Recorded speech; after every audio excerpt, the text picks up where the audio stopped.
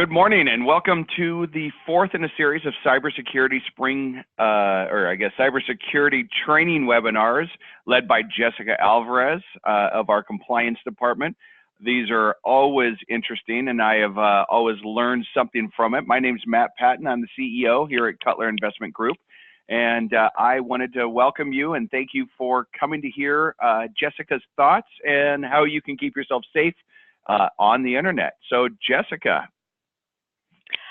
Yes, thank you, Matt, and thank you to everyone for tuning in. I also have Jonas Means here on the call with me today. He is a financial advisor out of our Bellevue office, and since he works closely with clients on a day-to-day basis, I thought I'd bring him in to see what are some of the most common cybersecurity questions and concerns that he's come across recently on the front lines. Oh, thanks for the introduction, Jessica, because this is such an important topic that many folks just think that can't happen to them. And the sad truth is that this is a major threat to our clients, and their identity and their finances are going to get worse. It's going to get worse before it gets better. And so this week alone, I received an email from my priest of all people, asking me to purchase some iTunes cards and call him back with the number. And then on top of that, I received a couple of phone calls from Russia. So I've never seen it as bad as it is now. Yeah, you're right, and it is bad. It's been on the SEC's radar for the past couple of years as one of their main concerns, cybersecurity, and it really is up to us as consumers to kind of take it into our own hands and learn as much as we can to combat against these hackers. So it's a great first step for everybody that's tuning in today to learn more and to protect themselves. You know, so our listeners know, Jessica, what are some of the most recent cyber scams that you're aware of? Is there a resource that they can view that shows them what's the flavor of the month of these hackers? Yeah, exactly. A good website that I like to check, and which I've put the address up here on my first slide, is it's uscert.gov, but it's actually the National Cybersecurity and Communications Integration Center from the Department of Homeland Security. And I like to go on here and just check it every couple of weeks to see if they have a new virus or threat on their radar that hasn't reached mainstream news yet. You can also subscribe to their newsletter or get alerts from them and other tips, which is great. And I like to check that site and actually need to check it so frequently because, as we said before, things seem to be changing on an almost daily basis here. As much as technological advancements have helped spread information about current cybersecurity scams and how to combat them, well, it's also helped the scammers come up with new cons just as fast. So it's kind of like we're playing this game of whack-a-mole. You know, as soon as we've squashed one scam, a new one has already popped up. So we really need to be on our toes here. And actually, a favorite technique of scammers is to use current and cyclical events to prey on your emotions. So we know that calls from people claiming to be from the IRS are more frequent during tax time, which I will discuss in more detail later in this presentation. And we know that you're more likely to get a call from your quote unquote grandson who is in trouble and needs money wired to him, right away you're more likely to get calls from like that during the spring break and summer months when they're most likely to be on vacation. And actually now the latest one is Notre Dame contribution scams. We know this just happened a couple weeks ago and scammers are already on it, and it's from the FTC. They actually wrote that many generous people may decide to donate money toward rebuilding efforts, and scammers know that and they're ready and lined up, ready to take your donations as well. So there have already been several claims of people receiving calls from someone claiming to be collecting donations for the rebuilding of the cathedral, and there are also a lot of fake crowdfunding accounts out there that have been set up for this cause as well. So if you do want to make a legitimate donation to this cause, you just want to be extra careful and do your due diligence. You want to research the organization ahead of time, and a good way to do that is to Google the name of the organization along with the words scam or complaint to see if any other people have had issues with them or if it comes up on the list of illegitimate sites. And there are also online kind of charity watchdogs like the Better Business Bureau, Wise Giving Alliance, and Charity Navigator to help you do your research and make sure that you're giving your money to a legitimate company. Wow, that's amazing that the Notre Dame fire or Notre Dame fire just happened, what, 10 days ago, if even that, and these guys are already out there trying to scam people for raising funds.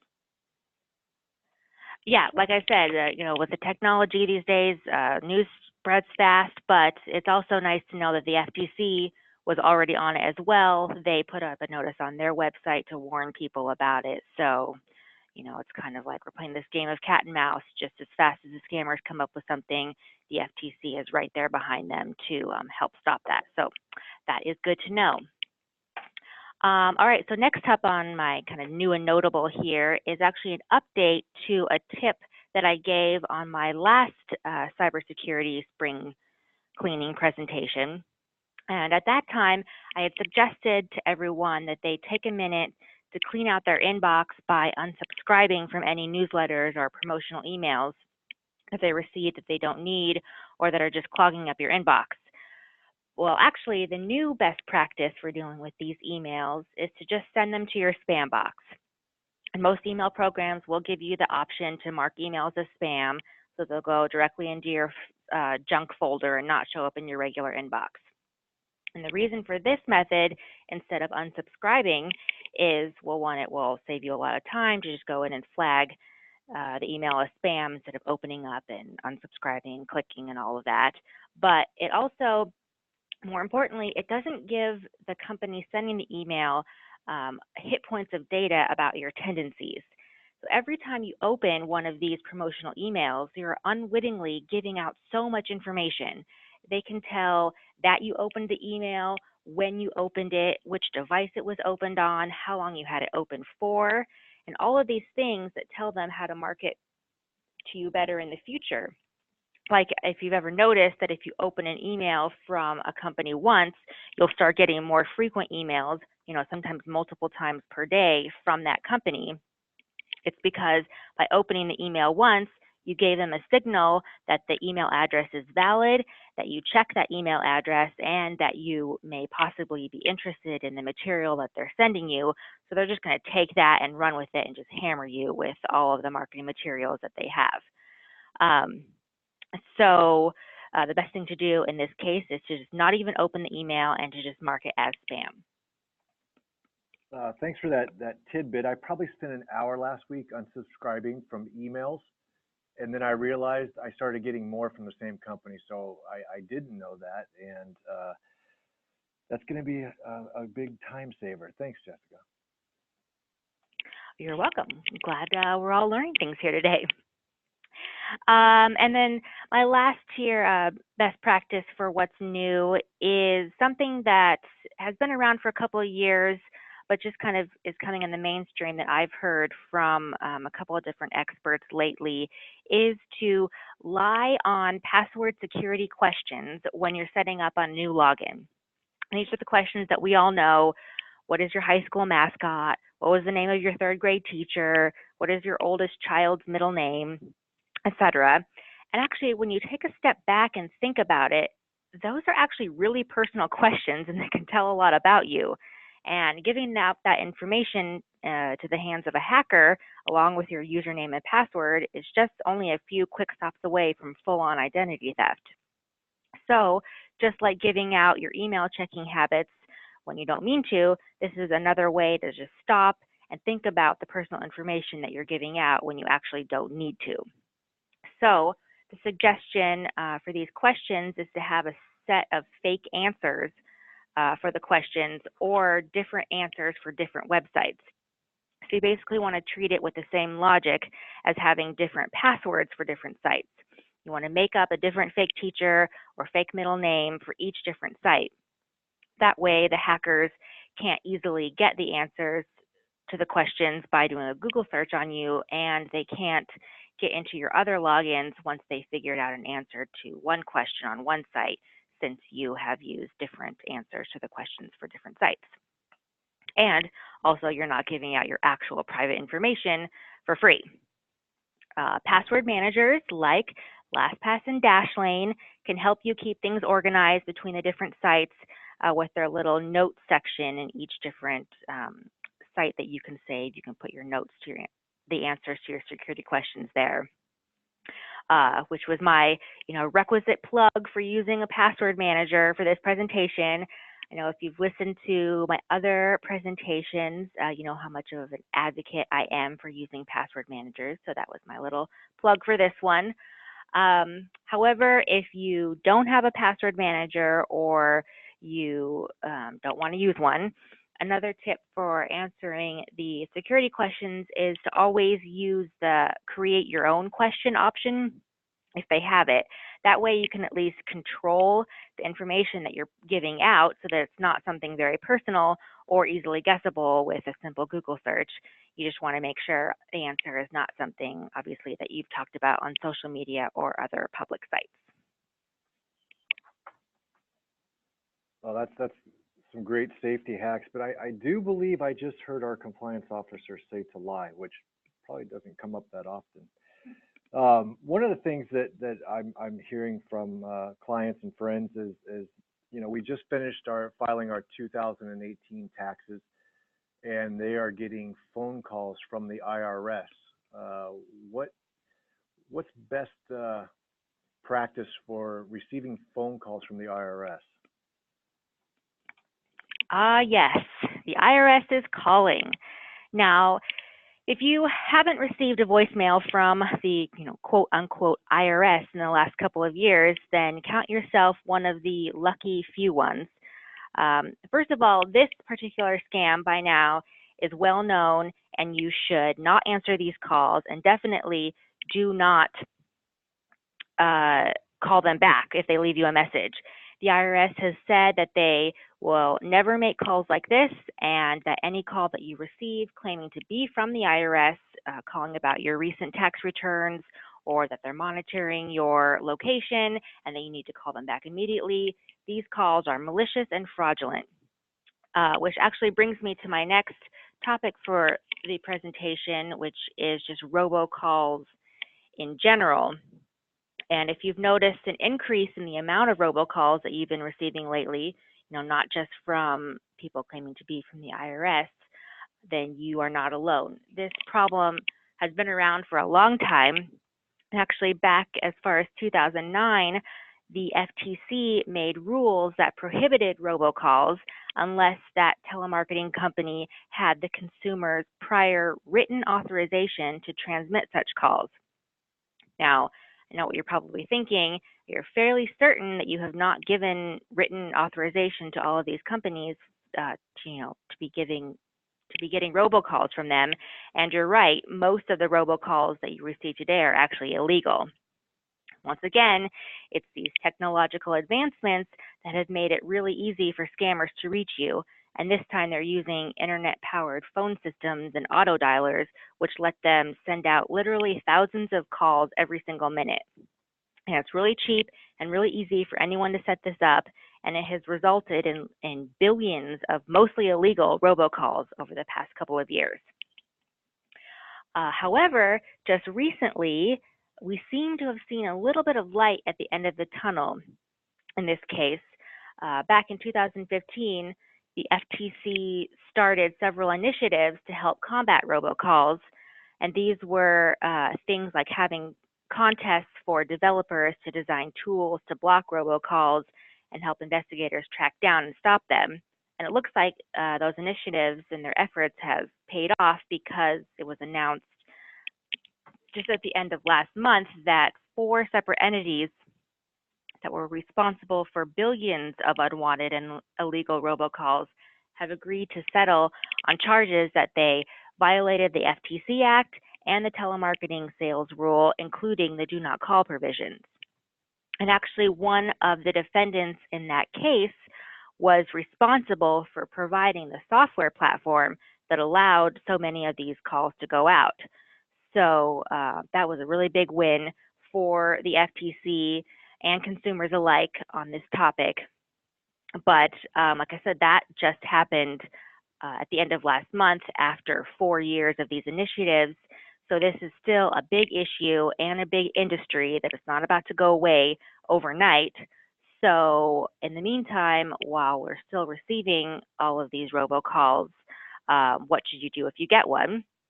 Well, the first rule of thumb is to never engage. If you answer the phone and hear an automated message, you want to hang up immediately. Sometimes if you listen to the whole message, it will give you that option at the end to like press 7 to be added to the do not call list. But even doing that is engaging with the call and letting them know that it's a real number, kind of like opening up your promotional email lets them know that the email address is valid. And actually, most of these companies are not even bothering with things like the National Do Not Call Registry when they're sending out these billions of robocalls. So unfortunately, that option is not a great one anymore. And also, not only can robocalls easily spoof caller ID, some robocalls are getting really good at spoofing real humans and conversations. So just like, fish emails are getting more sophisticated with spear phishing, which is, targeted spam emails directed to you in particular from a site that you use often and using your full name and other information to make it look like a legitimate email. Just like that, the robocalls are getting really good at that as well. So I even heard an example of one the other day when somebody asked it if it was a real person. The recording just went, "Ha ha, I am a real person," when it was asked. And it wasn't until like a few questions later that it just kept repeating the same answers that we actually kind of figured out that it was a robot. So we just, want to be on the lookout for that. It's the same kind of technology as, sometimes when you call your bank, they'll say you can use the keypad to say why you're calling, or just, speak and tell me why you're calling. They're using that same technology to pick up on your answers to make these robocalls sound, a lot less robotic. So that's pretty scary and interesting. But all right, so the first thing you want to do is not engage, just hang up. Personally, I've actually gotten into the habit of not answering any call that I don't have in my contacts. Call me a product of my generation, where the best way to communicate with us is by text message or email. But, it also comes in handy when evading robocalls. So, so don't engage. And the next tip is to mark the call as spam or block it on your phone. Most phones these days will have that option, just like the email spam option. But if your phone doesn't have it, there are spam blocking apps that you can download, or you can call your phone provider directly to ask them to block a number for you. And lastly, whenever you get a robocall, you should report it to the FTC. The reason that we were able to take down those big 4 operations last month was mainly due from complaint reports from consumers like yourself. So the more data that the FTC gets, the more scammers and companies acting illegally that they're going to be able to stop. And it's just a really quick and easy way to be a part of the solution to this problem. Wow, Jessica, you provided some great examples of how hackers are, getting more and more of our information and using it for nefarious reasons. But it sounds to me like the biggest threat isn't necessarily that you have a broken firewall or the most up-to-date antivirus software, but it's us, that we're the biggest problem with leaking the information.